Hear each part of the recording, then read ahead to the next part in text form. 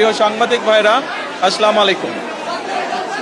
আপনাদেরকে এবং আপনাদের মাধ্যমে প্রিয় দেশবাসীকে আমি আবারও আজকের পবিত্র ঈদ উল ফিতরের ঈদ শুভেচ্ছা জানাচ্ছি। ঈদ মোবারক। বহু বছর পরে আল্লাহ রাব্বুল আলামিনের ইচ্ছায়, বাংলাদেশের মানুষের দোয়ায় আমি এবং আমার পরিবার দেশের মাটিতে দেশের মানুষের সাথে ঈদ পালন করতে সক্ষম হয়েছি। তার জন্য আমি প্রথমেই আল্লাহ রাব্বুল আলামিনের দরবারে শুকরিয়া আদায় করছি। আমি এই দেশের একজন নাগরিক হিসাবে আল্লাহ রাব্বুল আলামিনের কাছে দোয়া করি যেন আল্লাহ আমাদেরকে সেই রহমত দেন।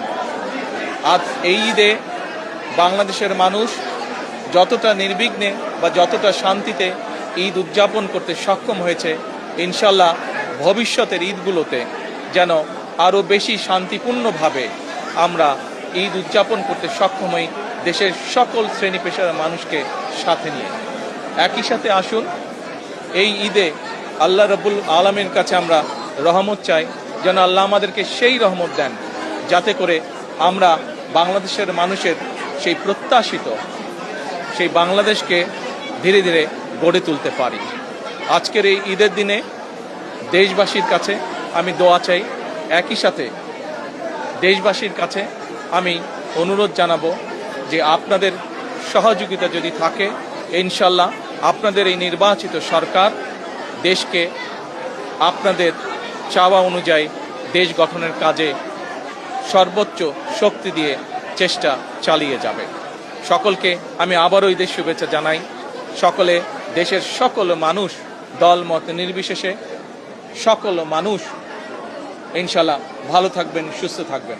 আজকের এই দিনে আমরা আবারও গভীর শ্রদ্ধার সঙ্গে স্মরণ করছি 1971 সালে যারা জীবন বাজি রেখে এই দেশকে স্বাধীন করেছিলেন, সেই শহীদ, সেই হতাহত মুক্তিযোদ্ধাদেরকে আমি একই সাথে স্মরণ করতে চাই 2024 সালের ছাত্র জনতার গণ আন্দোলনের মাধ্যমে এই দেশকে স্বৈরাচার মুক্ত করতে গিয়ে যারা শহীদ হয়েছেন, যারা হতাহত হয়েছেন, সেই সকল গণতন্ত্রের যোদ্ধাদেরকে, সেই সকল গণতন্ত্রে শহীদ হওয়া মানুষগুলোকে, তাদের সকলের আত্মার মাগফিরাত কামনা করছি।